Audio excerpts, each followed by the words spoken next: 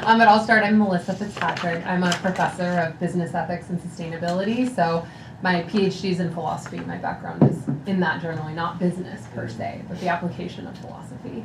Gotcha. So other judges? Hi, I'm Andy Rome. I'm a marketing professor here at LMU, and yeah, that's what I do. Yeah. Hi folks, I'm Jackie Long. I'm the Assistant Dean of Undergraduate Student Success here at the College of Business Administration. Cool. I'm Mike Galvin. I have a small business helping adults with disabilities find jobs within UC systems. And then your name? Yeah. I'm Ryan. I am studying business administration and global studies, and I plan on doing international nonprofit consulting. Cool. My name's Tristan Bird. I'm also a business major, and I plan on going into real estate. I'm Joseph. I'm actually a human biology major with a minor in health innovation. And I'm on the pre-med track, so hopefully I'll become a physician, but hopefully plan to start some kind of business on like health-related business in the future. Oh, very cool. Awesome. Okay, so I'll just give the context. I'm sure you already know, it's just sort of reminding us about the situation, but in this part of the competition, you guys are taking on a fictional identity, so are we. So be sure at the beginning to let us know who's who, just so everyone knows what their roles are. You'll have 25 minutes. Will it be helpful? You already have a clock. Do you want any flags or anything, or you'll just look at the timer yourself? Yes. Perfect. So you have 25 minutes to make your case, and then we'll ask questions right after that in our roles for 10 to 15 minutes, and then after that we can just give you some informal feedback. Gotcha. Yeah, on the presentation. So whenever you're ready, the floor is yours. Okay. So good afternoon, PepsiCo Board of Directors. My name is Tristan. My name is Ryan. I'm Joseph. And today we are Move Consulting Group, and today we'll be presenting to you on how PepsiCo can revolutionize their plastic bottles, ending microplastics for a healthier future. So just to give you guys a brief overview of our table of contents, we're first going to discuss our philosophy and how we approach the issue. Then we'll dive into our company analysis of PepsiCo, and then we'll get into our problem, our solution, as well as the financial, legal, and ethical components of the issue, and then we'll round everything off with our conclusion. So first, to get into our philosophy, we approach the PepsiCo microplastics issue through 4 key points. So through future outlook, how can PepsiCo shift their sustainability mindset from short-term profit versus sustainability to short-term profit versus long-term profit? Next, we looked at it through the lens of depolarization. So how can we convey to our consumers that sustainability issues make practical business sense? And also kind of avoiding those negative political connotations that are sometimes associated with sustainability. Next, we looked at it through the lens of logical investment. So how can PepsiCo invest into sustainable infrastructure and really start an industry shift towards consumer health? And then lastly, we looked at the issue through the lens of industry-leading presence. So how can PepsiCo, as a major power in the bottling industry, start their shift to a more sustainable supply chain and also support other businesses in the same realm? Now to dive into our company analysis of PepsiCo. Like I mentioned previously, you're a global leader in the food and beverage industry, home with some of the nation's most beloved brands from Quaker Oats to Pepsi to Cheetos, etc. We appreciate your guys' current sustainability efforts with environmental sustainability and governance efforts, as well as your PepsiCo Positive initiatives, where you value things like water use efficiency and regenerative agriculture. However, where we start to see a disconnect is when we look at your vision for the planet. You claim you want to conserve nature's most precious resources and foster a more sustainable planet for our children and grandchildren. However, this is somewhat contradictory because you are the second leading plastic polluter globally, behind one of your main competitors, Coca-Cola. Now I want to pass it off to my partner Joseph here to discuss the problem in more detail. Yes, so speaking more about the contradiction about how the disconnect between PepsiCo's mission and their impact, the main issue we wanted to talk about today was the issue of microplastics. As you can see in this picture, microplastics are finely ground pieces of plastic that range between sizes of 5 millimeters to 1 nanometer. To put that into reference, they could range in between the tip of your pen to 1 out of 80,000 the width of your human hair. So these microplastics can be very visible, as you can see here, or invisible, hidden in these Pepsi bottles. And we believe that PepsiCo is involved in contributing to this problem because PepsiCo has contributed about 220 million pounds of plastic waste as far as 2022. And this is only further projected to increase considering the amount of production, the increased amount of production and the increased amount of consumption. The reason why Pepsi in particular contributes to this issue is the plastic that they use in this packaging and bottle. The plastic that Pepsi uses in their packaging is called PET. And PET, although it is recyclable, it is not compostable or biodegradable. Thus, even though we are able to recycle these bottles, they still contribute to the production of these microplastics. And in terms of why these microplastics are so harmful, I will move on to that in the next slide. So the first impact that microplastics have is on the environment. So as you know, plastic bottles get dumped in the ocean, in the landfills.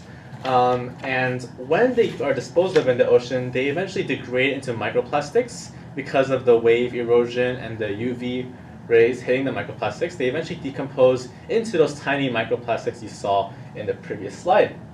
Now, very hungry fish were mistaken.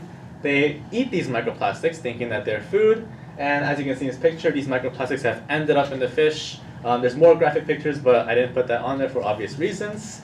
And eventually, humans love eating their fish, birds love eating their fish, so these microplastics gets transferred over into the human food chain and into just the ecosystem food chain overall. So whatever plastic we put back into the ecosystem, it's going to eventually return to us through food. Now, you might be wondering, these are just some harmless pieces of plastic. We use plastic every day. What's the big issue with these? Well, the issue is microplastics is a relatively new issue. But in the past research studies, it has been uncovered a variety of human health impacts. The first one being cardiovascular impacts. Microplastics contributes to oxidative stress, which essentially increases the rate of heart attacks. In fact, people who consume more microplastics are 2 times more likely to receive heart attacks than someone who usually doesn't. In addition to that, the same oxidative stress leaves an impact on the respiratory system, which leads to more inflammation in the lungs and other respiratory surfaces. It also impacts reproductive health, decreasing sperm quality and decreasing fertility. It also has a significant impact on the gut microbiome, which, as you all know, has a significant role in our metabolism, immune system, and all kinds of other health benefits. In addition to that, it's known as an endocrine disruptor, which means it disrupts any kind of hormones released in the body, impacting the amount of insulin that we produce and other hormones, and even potentially leading to cancer. In addition to that, perhaps the most scary impact that microplastics can have is that these microplastics could enter our brain. Not just the brain, but almost any tissue throughout our body because it's just circulating throughout. In fact, these microplastics can actually penetrate your brain tissue, and it could lead to potentially neurodegenerative diseases such as dementia and Alzheimer's. And we haven't even scratched the surface of the health impacts of these microplastics because this is a relatively new issue. As new research studies are being published, there's going to be more and more health impacts that are going to be revealed. Now you're probably wondering, why I can just avoid eating fish, right? This doesn't seem that much of a problem. However, the issue is that these microplastics are everywhere. You see, in that bottle you're probably drinking right there, probably made of PET. Not to scare you, but there are in about 1 liter of water bottle with PET, about 200 microplastic particles are found. And even if it's an ice cold water, there's still 200. And this problem only worsens when you increase the temperature. In fact, the amount of microplastic abundance in a Pepsi bottle, a 1 liter Pepsi bottle, increases 5-fold to about 1,000 microplastic particles. So in other words, PET is, although an advantageous plastic that's used by PepsiCo, really addresses this new problem of microplastics. And actually, current study reveals about an average person consumes about 39,000 to 52,000 microplastics consumed annually. In fact, there are probably some microplastics in everyone here in this room. It's just kind of terrifying to think about. So you're probably wondering, okay, how are we going to solve this issue? How are we going to reduce the impact that these microplastics have on our human health and our environment? Well, the solution we have for you today is PLA, polylactic acid. And essentially what PLA is PLA is derived from corn and sugarcane, which means it is a biodegradable form of plastic. It is also a plastic, it's not particularly new or revolutionary. It's actually been used in 3D printing, clothing, and even trusted to use in medical devices. PLA is particularly advantageous because there are no microplastics, because it is biodegradable. and it also possesses no harmful chemicals such as BPA or phthalates. If you've ever seen a plastic water bottle, it says no BPA. PLA has a similar benefit. But in addition to that, PLA also has environmental benefits. In fact, it consumes 65% less energy than PET and also produces 68% less greenhouse gases than PET. So by switching from PET to PLA, it is not only advantageous for an investment on health, but also an investment into energy efficiency and reducing PepsiCo's carbon footprint on the world. That sounds great. How can I get started on this? Well, first, we need to look about PepsiCo's status quo. Currently, PepsiCo had the ambitious goal of switching all packaging into reusable, recyclable, biodegradable, and compostable. However, it has fallen short on this packaging goal. We propose this transition in order to transition from PET to rPET to PLA as a realistic and more easy way to transition into PLA. rPET is basically just recycled PET, and the reason why we want to use this as a transitioning material is two reasons. First of all, rPET is already a well-established plastic with much infrastructure that PepsiCo already has. And because it is recycled PET, this differs from regular PET because regular PET or virgin PET is pretty much plastic made from scratch, from oil and things like that. So by switching to rPET, you are taking out that plastic that you put in the surroundings, and you pretty much minimize the amount of microplastics that you put in the environment and also reduce the amount of pollution that you put. And the end goal of this timeline, hopefully, is 100% switch to PLA in the US market. Now, this might be a little bit more on the ambitious side, and keep in mind these milestones are a little more tentative, but we really want to have this pressure because microplastics are an increasing issue, and every year there's always going to be something new that pops up. So I'm going to hand it off to my partner Tristan to talk about the financial implications. Yeah, so I'm sure you're wondering how much is this switch going to cost exactly. And while the switch from PET to PLA is relatively small in terms of the material cost, the investment cost does pose a significant financial challenge. To be exact, around $3 billion US over this 10-year period will have to be invested, which breaks down to $300 million per year. But I do want to note this does exclude the material cost because we do plan to pass that price on to consumers. So to give you guys a background on your financial position, PepsiCo has grossed $715 billion US these past 10 years, and of that, they've taken home $75 billion US. So PepsiCo is in a strong financial position to invest in sustainability over these next 10 years, especially as their net revenue is projected to increase. Now, where exactly would this $3 billion investment be going? A large portion, $1.2 billion, would be going towards PLA facility build-out and research and development. So really just making new manufacturing facilities for PLA and really prioritizing that research and development to ensure that we can meet consumer demand and really scale PLA production. Next, around $800 million towards recycling infrastructure and processing, so ensuring that once these PLA bottles are disposed of, that they can be recycled adequately or biodegraded.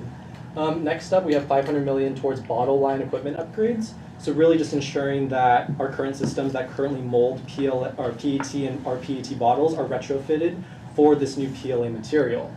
Next up, we have $300 million into supply chain and logistics. So once we have these new facilities, ensuring that we can meet consumer demand and really transport our PLA bottles to retailers. And last but not least is consumer education and marketing at $200 million. So once we make this more sustainable switch to PLA, really voicing to our consumers that not only is PLA more environmentally friendly, but it also has health benefits for those same consumers. So this is something that PepsiCo will really have to invest in this marketing approach to really ensure that even though prices will increase, that they can still maintain their brand loyalty to those loyal PepsiCo consumers. Now, there are two key studies we looked at when gauging our pricing for PLA bottles.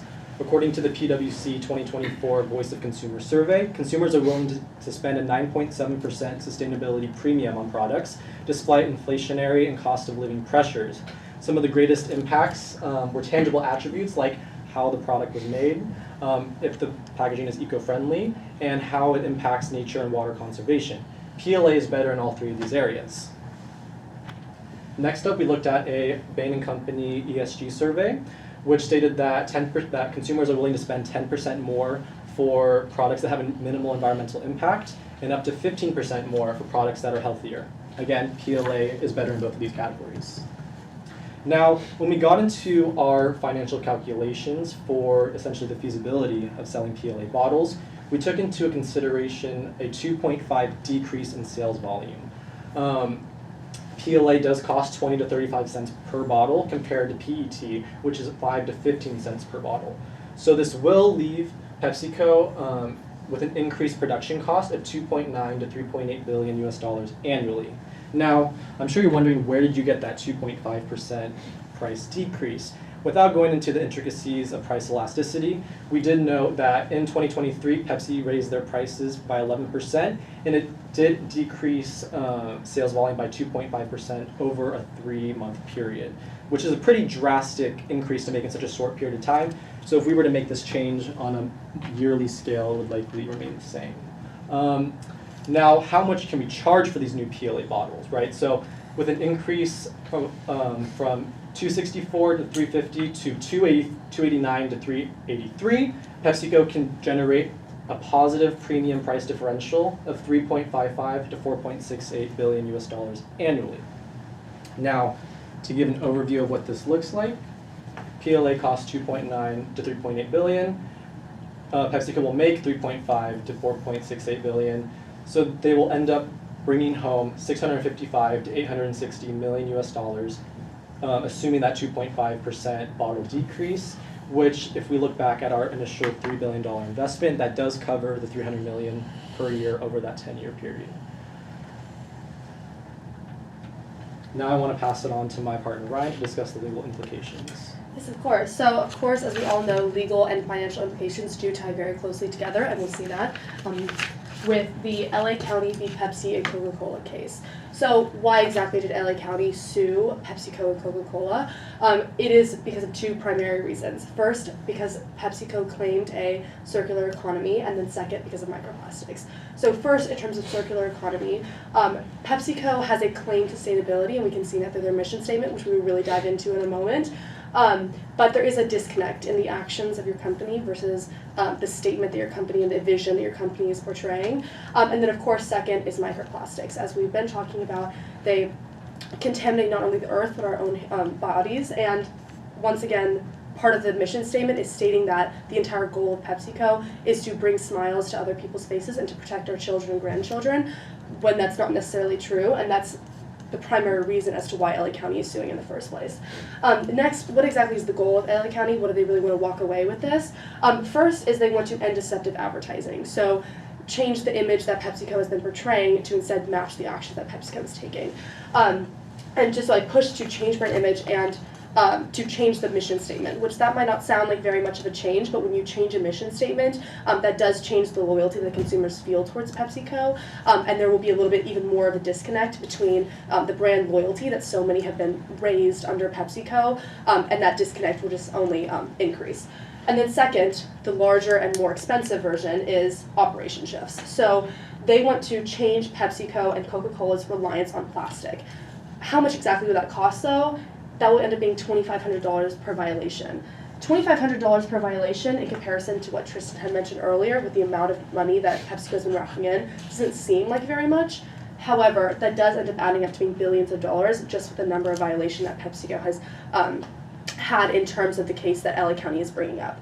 So there are 2 primary options that PepsiCo is really looking into in terms of fines. So first is settlement. And the settlement in this case would be $200 million, an estimate based on a case similar in Sierra Club v. Coca-Cola, or secondly, damages, which would end up racking up to being billions of dollars. The issue, however, is that because microplastics is a relatively recent issue and a relatively recent cause that people are paying attention to and willing to put more research into, there isn't necessarily a precedent in terms of the financial and legal implications in terms of a case like this. PepsiCo and Coca-Cola v. Los Angeles is the first case primarily focusing on microplastics. This case doesn't necessarily focus on microplastics. There's very little to go off of in terms of how exactly much is this going to cost. And because of that, this case itself is going to be the precedent set for future microplastics issues. Currently, it's still in the process of being, really getting to that final end goal and just saying exactly we don't really know where this is going to go. But I think it's better if PepsiCo kind of gets out on top and really establishes itself as we don't want to continue hurting the environment. We want to try to do our best and follow our mission statement. As can be seen in recent years, there is a shift towards microplastics and understanding of microplastics and having laws that reflect that. So first, we have the Microbeads Free Water Act in 2017. In all honesty, it wasn't very successful. It didn't target enough industries. It wasn't specific enough. However, it is the beginning of a movement towards legal action taken against microplastics. So it began in the United States, however, it ended up moving into New Zealand, the UK, Italy, and other countries. So this is the beginning of a movement towards sustainable legal action. Second is Regulation EU in 2023-2055. So it targeted the beauty industry, so it didn't necessarily target the bottling industry. However, it did prohibit coating, and one very important thing to mention is that it had transition periods, which is what we're suggesting to you. So it understood that in 5 years, you can't just suddenly snap your fingers and switch all the way to an entirely new sustainable practice, sustainable manufacturing. There was a timeline, and it's allowing these companies to make that slow shift towards healthier practices. And then third, which is what the one I want to primarily focus on, is in California and in potentially the future. So the California's Department of Toxic Substances Control has a program called Safer Consumer Products Program. And it requires manufacturers to replace certain chemicals with sustainable alternatives. So what this program does is it picks a chemical and it picks a chemical that has little testing. Such as microplastics, and microplastics is on the testing to be on this next chemical in this program. So this program is primarily looking at a chemical that doesn't necessarily have enough testing, have enough funding. It might potentially be harmful not only to our own bodies but to the environment. And when they choose this chemical, they give a list of alternatives which they suggest these are the things that you can use instead. We're not just going to throw you in the deep end, but this is a list of potential alternatives. And in this program, they include phases. So it doesn't, like Regulation EU 2023-2055, it doesn't just expect you in a year to just suddenly change everything about your manufacturing plants. However, this program does take years to end up getting a chemical certified to be on the list. If though, and currently it's looking like microplastics will be on this list, if this does end up happening, it will be a game changer in terms of sustainability and manufacturing and sustainability. And so because it's currently looking like the microplastics will end up being on this list, it's better to really get ahead of that curve and really get ahead of that so that while everyone else is following these phases that this program has been setting, instead PepsiCo ends up on top because it's already in the process of switching towards PLA and away from PET and rPET. And then third is that because it requires these certain replacements, if PepsiCo is already ahead of the jump, it doesn't necessarily have to follow those maybe 5 to 10 replacements that they're suggesting. Instead, you can choose PLA, which is better both financially and ethically for the company. So exactly how does this tie into the ethical implications and what does this really mean for PepsiCo? So this is the mission statement for PepsiCo, and I want to highlight a couple keywords. So one is creating more smiles, and then two is protecting our children and grandchildren. While it is understandable that PepsiCo has, of course, made movements in the past couple of years towards a sustainable future, it's hard to really compare this mission statement to the actions that the company is taking. And so, as we've been talking about with microplastics being very harmful for the individual and for our future, the mission statement doesn't necessarily match the actions of the company, and there's an ethically moral gray area. Next, how does this relate to the SDGs, so the Sustainable Development Goals? There are two primarily that we really want to highlight. One is 12, responsible consumption and production, and 3, good health and well-being. So with responsible consumption and production, it's defined as ensuring sustainable consumption and production patterns. Well, in the production of rPET and PET, that in itself is releasing microplastics, and that in itself is a very negative effect towards the environment. So PepsiCo doesn't necessarily match this goal, and for the future, it's not necessarily protecting our children and our grandchildren and our own well-being. And then second is good health and well-being, which is defined as ensuring healthy lives and promote well-being for all at all ages. I don't want my children to have to deal with this issue. I don't want my grandchildren to have to deal with this issue. And I think now, as more microplastic legislation and more financial positives are coming from the fact that switching away from microplastic is the better issue, it's better to really get this and just nip this in the bud now, rather than dealing with it 20 years down the line. And at that point, we already have plenty of microplastics in our body, and I don't necessarily want to deal with that or have my children deal with that. So, conclusion is that PLA is the future. We've mentioned time and time over again throughout this presentation that microplastics are damaging not only our own selves and our own human bodies, but also the environment. And it's better to get this done now than to have someone else deal with it. And that someone else, at that point, maybe the ball isn't rolling as much at the time, or maybe this movement isn't continuing. But it's better to get this now while there is talk and there is motions towards this, rather than dealing with it at another time when the issue's only increased. Thank you for your time, and if you have any questions, we're open. Thank you. So I'll start the question section. Great job. This is all really informative. I didn't know about PLA, so that's interesting technology to think through.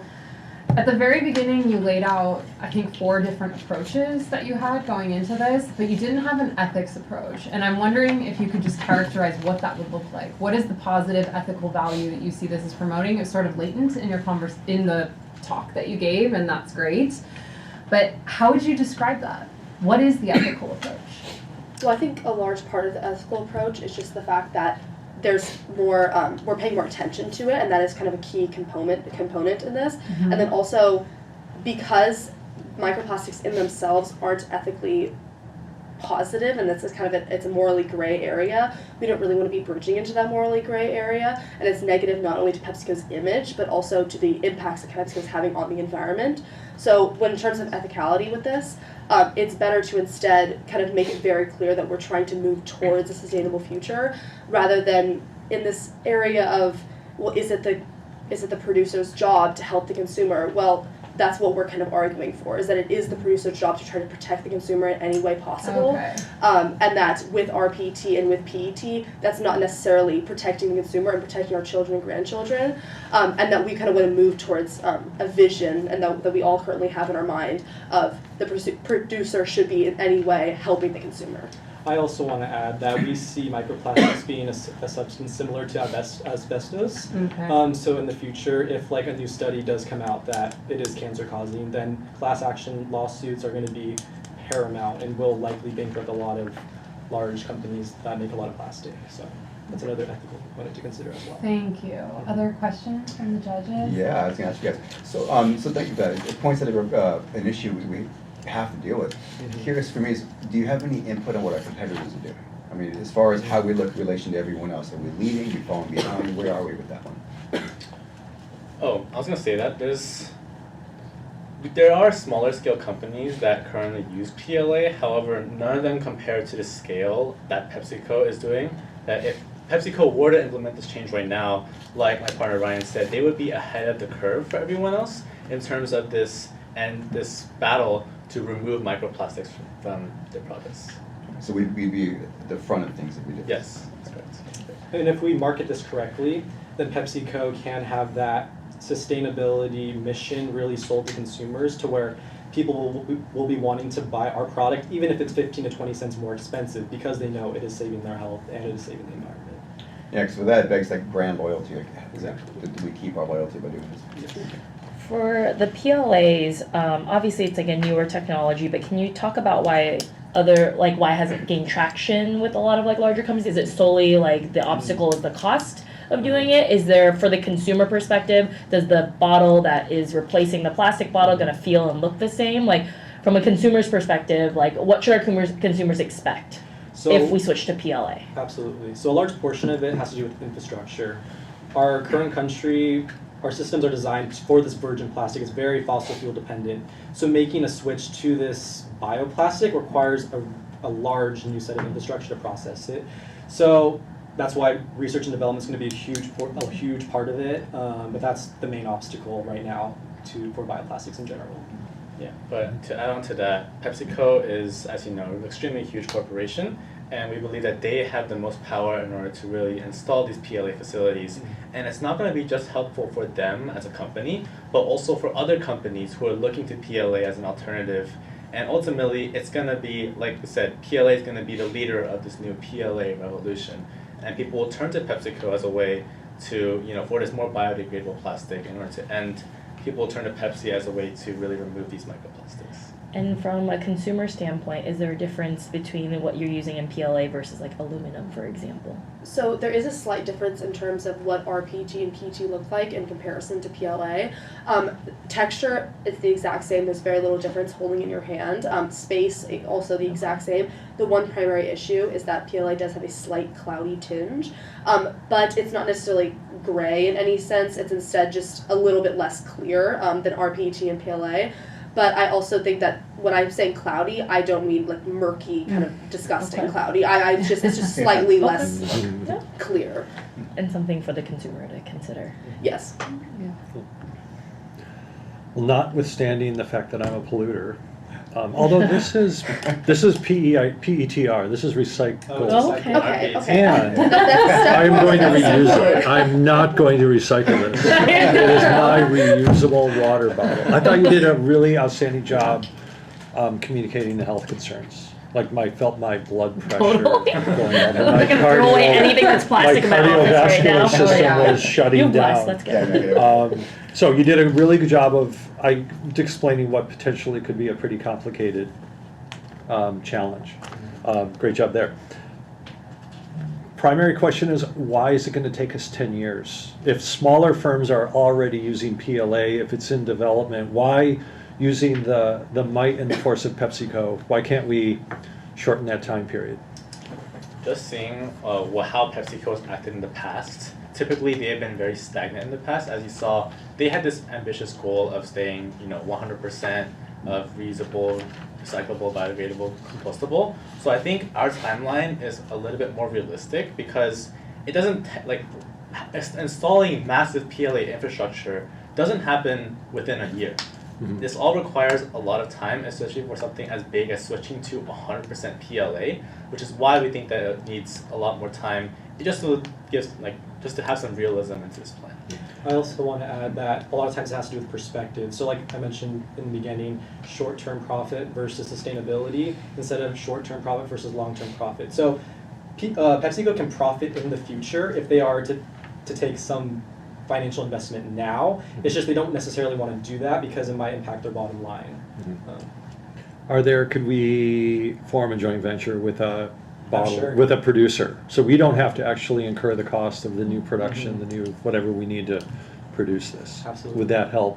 I'm sure like if we were to do reduce the third-party, $3 billion? Absolutely, yeah. They would just have to, so like if Coca-Cola wanted to invest, that would definitely split up the investment cost for sure. Okay. I was going to ask, with the new product, with the new, what's it called, PLA? PLA. Thank you for that. With the PLA, what's the shelf life of the product compared to the current product? You're talking longer, shorter, same, any ideas on that? It's relatively similar. The one issue is that when you get to heats that they're not really seen in a natural environment on Earth, that's when it starts to somewhat degrade. But when I'm saying heat, I'm saying like the hundreds of degrees of Fahrenheit. It's not necessarily a realistic thing in which, as a PepsiCo user, I'm carrying my bottle and it just suddenly falls apart on me. So it's not necessarily worrying when it comes to shelf life. It would last the exact same amount of time. There's no really issue in terms of, will this product fall apart? Does it work for a carbonated drink?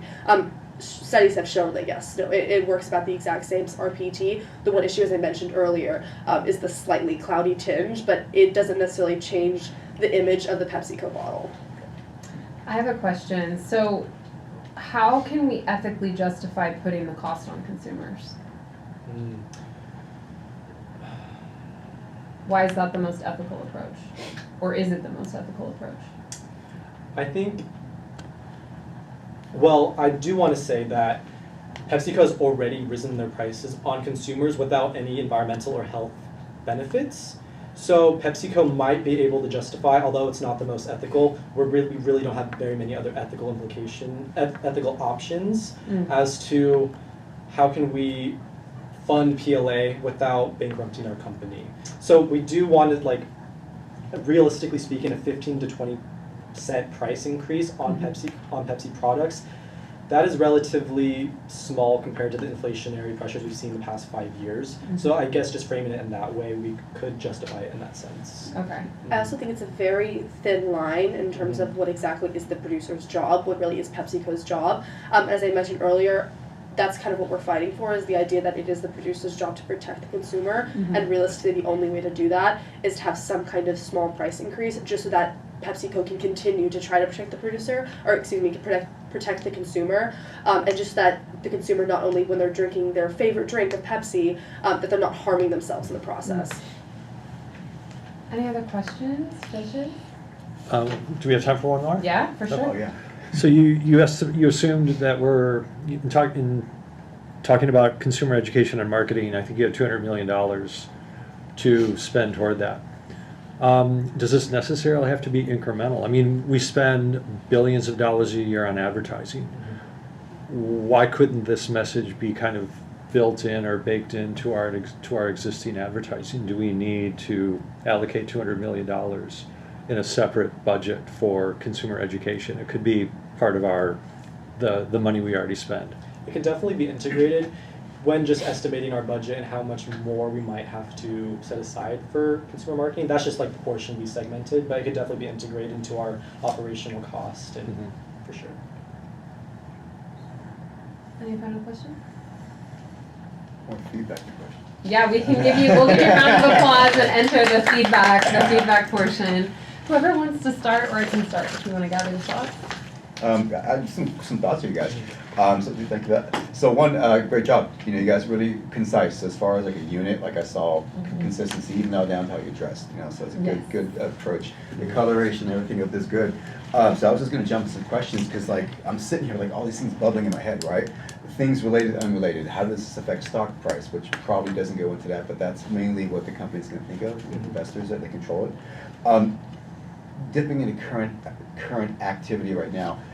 Tariffs, the world, people moving back to the States, does it benefit or not benefit? It's a question to you to put it into your slide as far as coming here, or you can avoid tariffs? Because that's just a new hot button, a recent thing, so clearly you prepped this way in advance. But that may grab your attention more because it's a current thing. It directly goes into manufacturing. You know, so that was something that came to mind for me. Other questions, but other judges and boards together?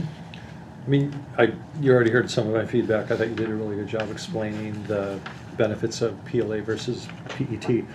The ethical question that Melissa asked, maybe one approach could be, is it more ethical? Is it less, or let's say, is it more ethical for us to try to take care of our customer versus getting them to pay more? I don't know, I'm just like, there's two sides to that coin.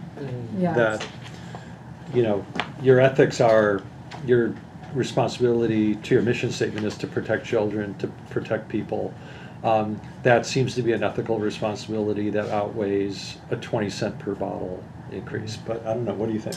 Yeah, I'll build off of that because I know that put you on the spot. I could feel it, which is totally fine. Because part of the way you pitched it, it almost looked like, well, we know consumers will do this, so let's charge them for it. So it's like that feels a bit exploitative, even though that's not the aim. That's not what you were going for. You kind of saved yourself with that. But at least finding a better way to describe the best you can do positively to protect the consumers. And it's like, maybe it's a 50-50 because like you said, we can't go bankrupt. But at least showing that you're not negligent to the fact that it's like, no, we actually have this mission statement. If we're asking you to live up to it, this is another way where it's like, you know, take some of the cost. Like, what are those limits and why did you define those limits? Just to make that clear. Okay. So I'll bounce off of Andy too. You guys did a really great job overall. 3 people in a 25-minute presentation. This was really, really well done. You knew there was no like hiccups. You knew what you were talking about. It was really engaging and like Marvin?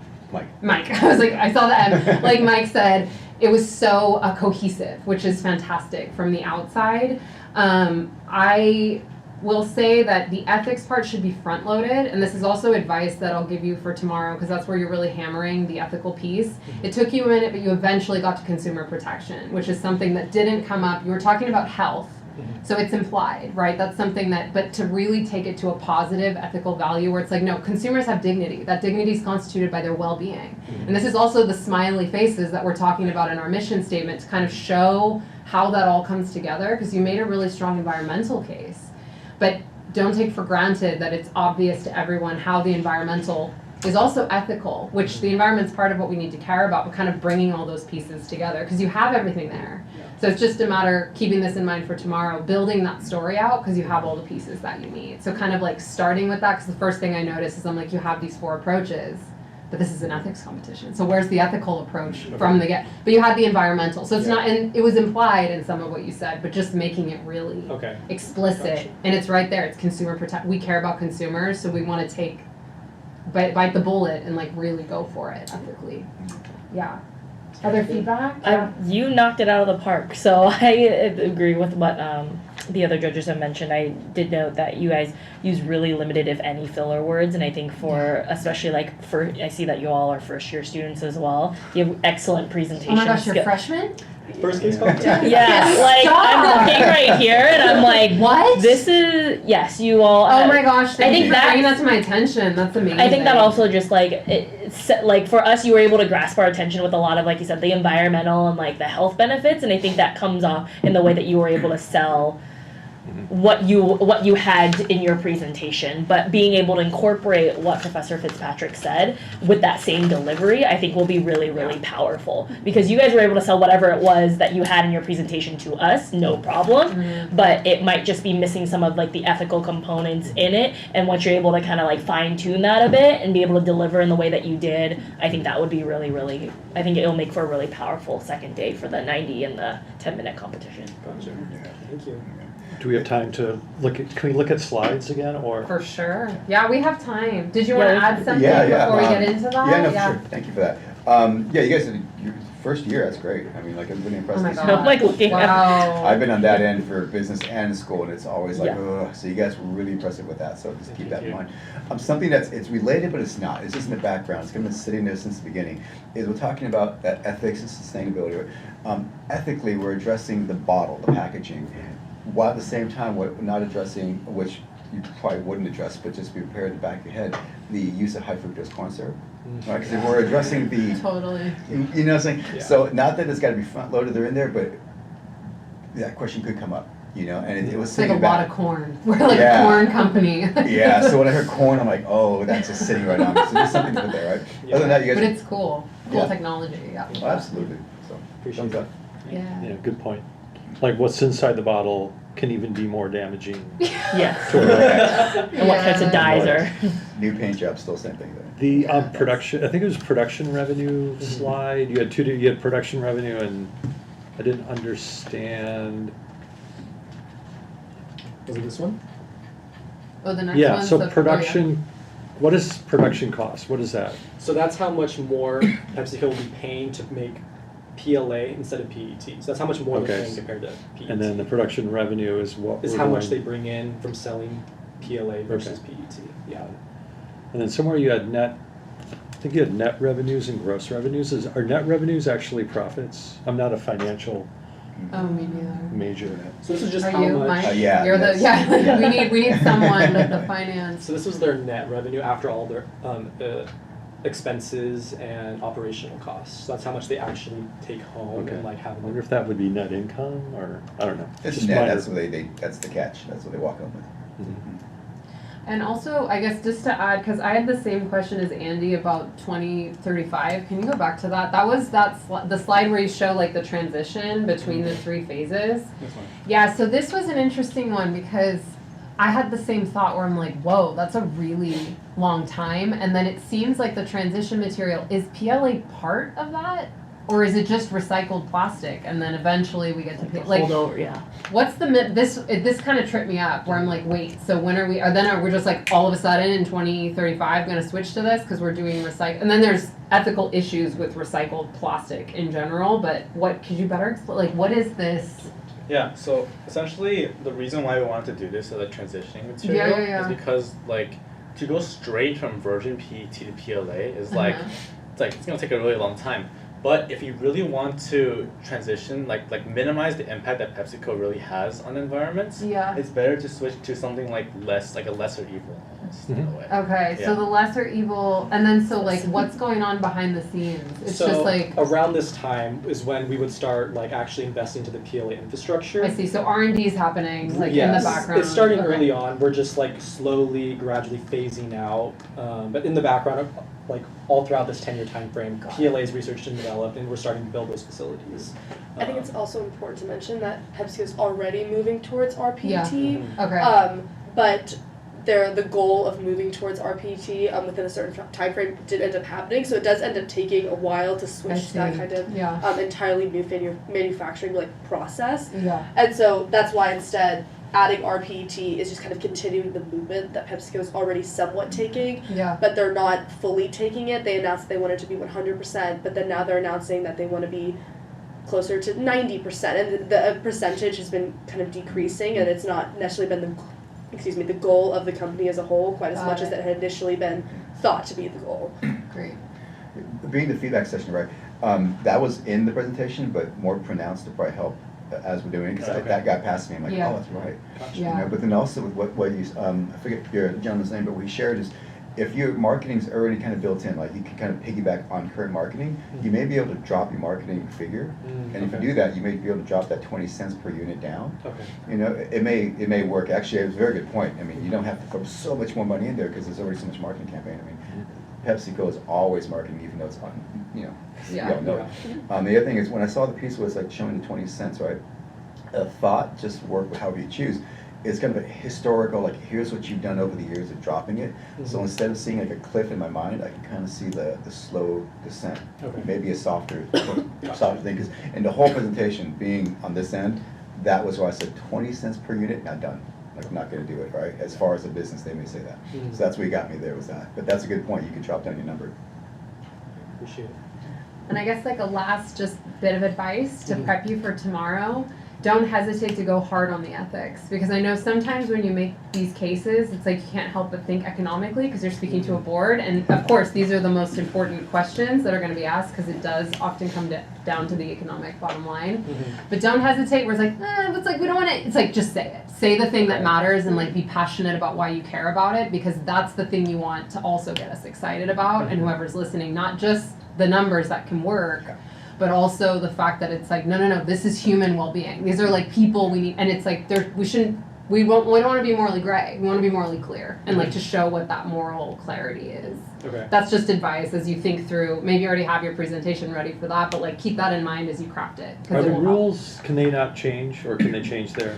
I Can they think it's revise? what did you Oh, say? it's a different for It's tomorrow? separate, yeah, so this is 25 minutes, then tomorrow they have a 90-second pitch, and then they have a 10-minute presentation it's just ethics, right? No That's- PowerPoint. No Oh, yeah. PowerPoint, they're just making an ethical case. Because sometimes, like, if you had, I mean, when you do this again, sometimes it helps to have appendix where you try to anticipate questions from the Yeah, that you panel or can turn judges. to. And then you can say, well, we have thought this. about that, pull up the Yeah. appendix slide, and it shows that you're smarty pants. And Exactly, Yeah, we're like, you're all right, correct. they thought about it. Yeah. Yeah. Thank you so Great. much. Thank you all. Yeah, you're off the hook.